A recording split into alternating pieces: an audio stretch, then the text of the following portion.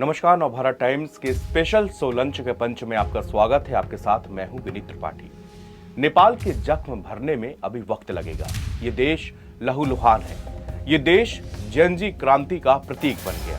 पूरा देश फिलहाल अभी आर्मी के अंडर में है। पूरे देश की सुरक्षा आर्मी कर रही है। प्रदर्शनकारी युवा भी घर को लौटने लगे हैं। आर्मी के जवान लगातार फ्लैग मार्च कर रहे हैं। देश की प्रमुख इमारतों पर दिन रात फौज का पहरा है। इसके साथ ही पहरा है विश्व प्रसिद्ध पशुपतिनाथ महादेव मंदिर पर। भारत ही नहीं, पूरी दुनिया भर में लाखों भक्त टूरिस्ट महादेव के इस दुर्लभ स्वरूप के दर्शन के लिए पशुपतिनाथ आते हैं। भारत और नेपाल के रिश्ते यूं तो रोटी और बेटी के हैं, मगर दोनों देशों के रिश्तों की मजबूत गांठ इस मंदिर से लगती है। पशुपतिनाथ मंदिर केवल धार्मिक आस्था का प्रतीक नहीं है, बल्कि काठमांडू की प्रगति में आर्थिक योगदान भी देता है। सैकड़ों लोगों को रोजगार भी देता है। एक दिन पहले कुछ मीडिया रिपोर्ट्स में बताया गया कि युवाओं की भीड़ मंदिर भी पहुंची थी। मंदिर का गेट बंद था तो उसको तोड़ने का भी प्रयास किया गया। हालांकि नेपाल की सेना ने तुरंत मंदिर की सुरक्षा की कमान संभाली और वहां से अराजक तत्वों को मंदिर से दूर हटाया। ऐसे में आज हम आपको वो कहानी सुनाएंगे जिसको सुनकर आपके रोंगटे खड़े हो जाएंगे। ये कहानी है नेपाल में स्थित महादेव के पशुपतिनाथ स्वरूप की। काठमांडू घाटी को जब आप ऊपर से देखते हैं तो लगता है जैसे हिमालय की गोद में बसा कोई स्वप्न लोक हो। चारों तरफ से बर्फ की ढकी ऊंची चोटियां इस घाटी को घेरे खड़ी है। उत्तर में गणेश हिमाल, पूर्व में गुसाई कुंड और पश्चिम में मनासलू के शिखर। इस अद्भुत घेरे के भीतर बागमती नदी कलकल करती हुई बहती है और इसी नदी के तट पर स्थित है विश्व प्रसिद्ध पशुपतिनाथ का मंदिर। पशुपतिनाथ का परिसर केवल एक धार्मिक स्थल नहीं, बल्कि काठमांडू की आत्मा है। मंदिर के चारों ओर हरियाली से भरे उपवन, प्राचीन घाट और घुमावदार गलियां इसे जीवंत बनाते हैं। बागमती के घाटों पर साधु संतों की उपस्थिति और घंटियों की ध्वनि मंदिर परिसर को एक अलौकिक वातावरण देती है। पास ही फैला हुआ है काठमांडू शहर, परंपरा और आधुनिकता का अद्भुत संगम। भीड़ भाड़ वाले बाजार, तांबे और लकड़ी का नक्काशीदार इमारतें और सदियों पुराने स्तूप और चैत्य हर कदम पर इतिहास की गवाही देते हैं। काठमांडू और पशुपतिनाथ का यह भूगोल मानो ये कहता है कि हिमालय केवल बर्फ और पत्थरों का नहीं, बल्कि आस्था, संस्कृति और मानव आत्मा का भी शिखर है। यहाँ पर हर मोड़ प्रकृति और अध्यात्म का संगम दिखाई देता है। एक ओर नदी का शांत प्रवाह, दूसरी ओर मंदिर के आंगन में उमड़ता जनसागर। नेपाल आध्यात्म की भूमि है और एक समय से यह जगह पूरी तरह से जिंदगी के आध्यात्मिक पहलुओं से जुड़ी हुई थी। ईशा फाउंडेशन की वेबसाइट में इस पवित्र और अद्भुत जगह के बारे में विस्तार से बताया गया है। भगवान शिव सुर असुर सभी के स्वामी कहलाते हैं। उनको सभी पूजते हैं।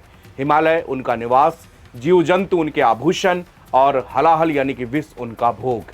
भगवान शिव के पशुपतिनाथ होने का भी अर्थ गहरा है। वैसे तो कहा जाता है कि शिव जी को मनुष्य के साथ पशु से भी अत्यंत प्रेम है, इसलिए उन्हें पशुपतिनाथ कहा जाता है। लेकिन मान्यताओं के मुताबिक पशुपतिनाथ में पशु का अर्थ केवल जानवर से नहीं, बल्कि अज्ञानता, मोह और बंधन में फंसे सभी जीव भी होते हैं।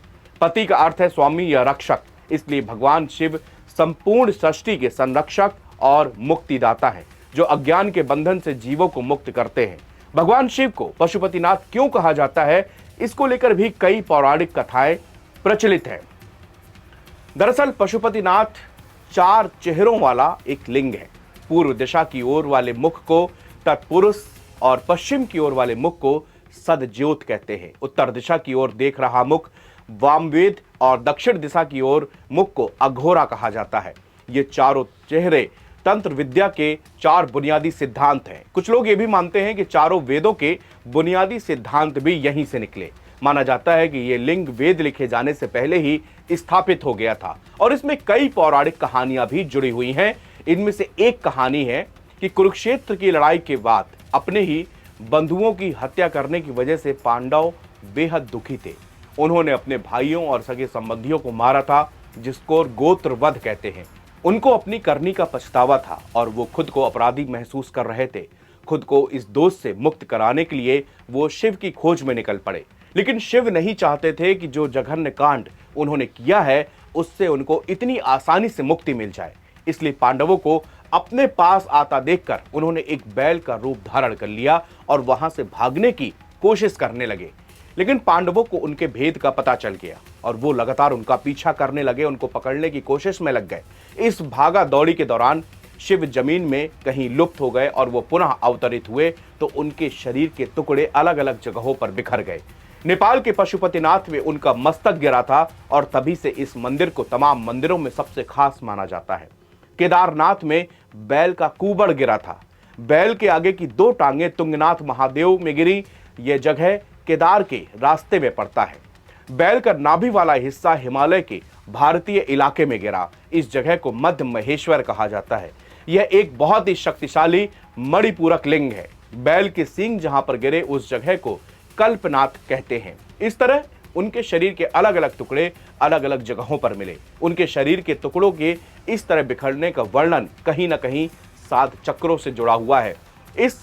इन मंदिरों को इंसानी शरीर की तरह बनाया गया था। यह एक महान प्रयोग था। इसमें सभी संभावनाओं से भरपूर इंसान का एक बड़ा शरीर बनाने की कोशिश की गई। पशुपतिनाथ 2 शरीरों का एक सिर है। एक शरीर दक्षिणी दिशा में हिमालय के भारतीय हिस्से की ओर है, दूसरा हिस्सा पश्चिमी दिशा की ओर है, जहां पूरे नेपाल को ही एक शरीर का ढांचा देने की कोशिश की गई थी। नेपाल को 5 चक्रों में बनाया गया था। एक दूसरी पौराणिक कथा जो इसी पशुपतिनाथ मंदिर के लिए प्रचलित है वो ऐसी है कि एक बार मुनि निकुंभ हिमालय क्षेत्र में गहरी तपस्या कर रहे थे। वो शिव के परम भक्त और उनकी भक्ति से प्रसन्न होकर भगवान शिव ने उनको पशुपति विद्या यानी कि जीवों को मोक्ष देने की शक्ति प्रदान की। किंतु इस रहस्य को इंद्र जानना चाहते थे क्योंकि वो इसे स्वर्ग लोक में प्रयोग करना चाहते थे। उन्होंने मुनि निकुंभ की तपस्या भंग करने की कोशिश की। जब मुनि ने यह देखा तो वो अत्यंत क्रोधित हुए और उन्होंने इंद्र को श्राप देने की ठानी। इंद्र ने घबराकर भगवान शिव से प्रार्थना की। शिव जी ने निकुंभ मुनि को शांत किया और कहा कि वो स्वयं इस विद्या का उपयोग करेंगे और पशुपतिनाथ यानी कि संपूर्ण प्राणियों के स्वामी बनकर संसार को कल्याण का मार्ग दिखाएंगे।